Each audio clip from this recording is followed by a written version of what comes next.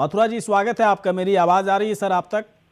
धन्यवाद धन्यवाद, नमस्कार। आ रही आवाज, मेरी आवाज आ रही है? जी जी जी। मथुरा जी, एक बात बताएं, इतने अच्छे नेता, इतने बड़े नेता, इतने काबिल नेता किशोर उपाध्याय, कांग्रेस पार्टी में कद्दावर नेता उन्हें माना जाता है, ऐसी क्या परिस्थिति बन गई थी कि एकदम से सभी पद जिम्मेदारियों से उनको मुक्त कर दिया गया सर? देखिए,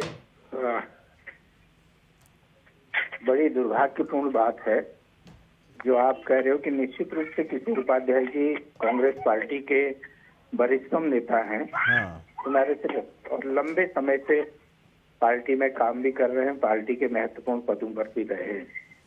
लेकिन परिस्थिति ऐसी बनी कि क्या परिस्थिति क्या बनी सर, ये तो बताइए ना, खुल के बताइए, जनता को पता होना चाहिए।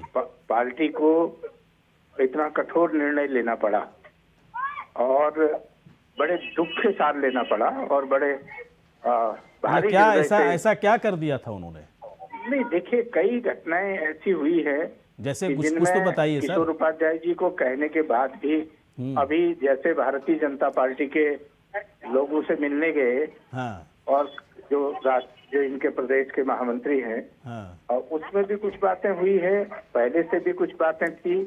तो पार्टी ने जो भी निर्णय लिया है वो तो सोच समझ के। लेकिन मैं आपको सर एक बात बताऊं मथुरा दत्त जोशी जी, अगर मेरी बात पर आप भरोसा करें तो मुझे याद है, मैं 2 या 3 महीने पहले, 2 या 3 महीने हो गए होंगे, उस वक्त मैं किशोर उपाध्याय जी से बातचीत किया था डिबेट के दरमियान, या हो सकता है किसी न्यूज की वजह से मैं उनसे बात किया था।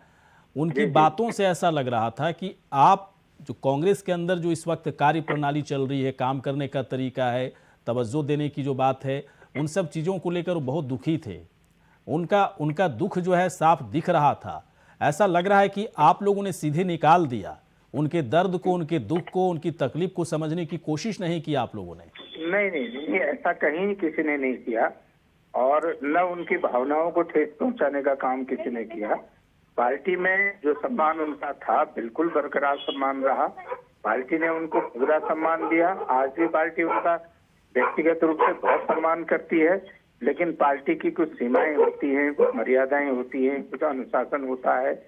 और अगर उसमें देखिए, कई वरिष्ठ नेताओं ने बहुत लंबे विचार विमर्श के बाद, मैंने कहा ना, भारी मन पे ये निर्णय पार्टी को लेना पड़ा कि किशोर उपाध्याय जी का जो भी वर्तमान में पदभार है उसको तत्काल प्रभाव से वापस लिया जाता है।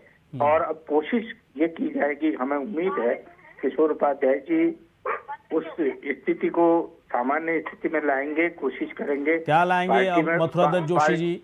चुनाव से पहले आप इतने बड़े नेता, इतने काबिल नेता भी आप मान रहे हैं किशोर उपाध्याय को, और उनको बाहर का रास्ता दिखा दिए, तो अब क्या सामान्य होने वाली चीजें हैं? नहीं, बाहर नहीं, अभी कौन करा उनको बाहर किया है? अभी केवल जो उनके पास पदभार था, जो एक ही बात हुई ना सर, चुनाव से पहले अगर सारी चीजें छीन लिया गया उनसे, तो बाहर जैसा ही तो हो जाता है ना। अब तो कह दिया गया ना कि भाई साहब निकल लीजिए यहाँ से आप। नहीं, ऐसा कुछ नहीं है, ऐसा कहीं कुछ नहीं है। समय आने पर फिर उसको ठीक किया जाएगा। ऐसा कहीं ये धारणा नहीं है कि उद्देश्य नहीं है कि उनको बाहर किया जाएगा। उनका अपना सम्मान है, अपना पार्टी उनको वही सम्मान देती है। लेकिन कुछ चीजें मैंने जैसे कहा कि पार्टी में मर्यादा होती है, अनुशासन होता है, पार्टी का काम करने का तरीका होता है। मैं वही पूछना चाह रहा था आपसे, लेकिन आप खुल के नहीं बोल रहे हैं। बस आप एक बात बोल रहे हो मथुरा दत्त जोशी जी की बीजेपी नेता से मिलने के लिए गए थे। अब देखिए, यही एक बात अगर बोलेंगे तो जनता के बीच में एक मैसेज जाएगा, संदेश जाएगा ना, कि क्या बीजेपी के नेताओं से मिलना, आम आदमी पार्टी के नेताओं से मिलना कोई गुनाह है क्या? अगर कोई नेता मिल भी लिया किसी पार्टी का। आप आज तो आपने सौभाग्य से हमको ये मौका दे दिया कि हम लोग स्काइप में जुड़ रहे हैं, या अभी मेरा फोनो हो रहा है, मैं कहीं एक महत्वपूर्ण मीटिंग में बैठा हुआ था। लेकिन अभी तक तो हम लोग सारे लोग आपस में रोज मिलते थे।